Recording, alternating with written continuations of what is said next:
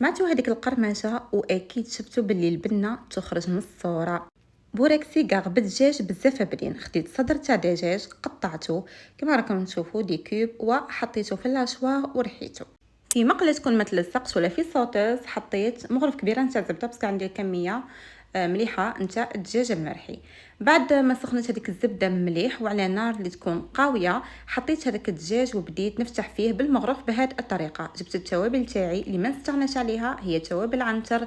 جبت 4 من التوابل، ملح، فلفل حار بالنسبه للناس اللي تحب الحار، وفلفل احمر يعطينا بنه ويعطينا نكهه، وكذلك كركم. وبالمناسبه تالمون ديما تسقسيوني وين نلقاو توابل عنتر. توابل عنتر راهي متوفره في سوبر ماركت البراء، متوفره كامل التوابل، كاينه اللي في الليساشي هادو الصغار وكاين اللي بالميزان. زدت شويه نتاع ملح مش راح نكتر لانه راح نضيف الاجبان، ودرت ربع لتر نتاع كريمه سائله، طرف صغير تاع جبن احمر مرابي تقدروا تستغناو عليه، ومغرف كبيره نتاع جبن طري. مغرف كبيره تكون معمره نتاع جبن طري، سينو ديروا 3 ولا 4 جبن مثلثات.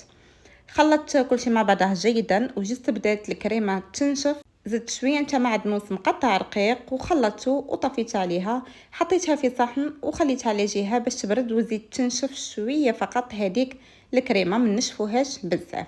جبت الديول، انا هنا استعملت الديول الجاهزين وتقدروا تستعملوا الديول تاع المنزل، وبديت نشكل في الليسيغار نتاعي بهذه الطريقه. راح نشكلهم كامل ونحطهم على جهه، ومن بعد باش نبدا نقلي. وطريقه القلي تاع البوريق هذا اللي يتباع او الديول هادو اللي يتباعوا هو انه لازم الزيت يكون ساخن جيدا وعلى النار قويه باش كيما تحطوا الحبات نتاع البوريق تمتم ياخذوا تحميره، ياخذوا اللون هذاك الذهبي بلا ما يشربوا لنا الزيت بزاف. زدت وقفتهم هكا في كسكاس باش يهبط كاش ما كاين زيت فيهم، وها هي النتيجه. القرمشه سمعتوها في اول الفيديو، جا من اروع ما يكون. ننصحكم انكم تجربوا هذا الحشو.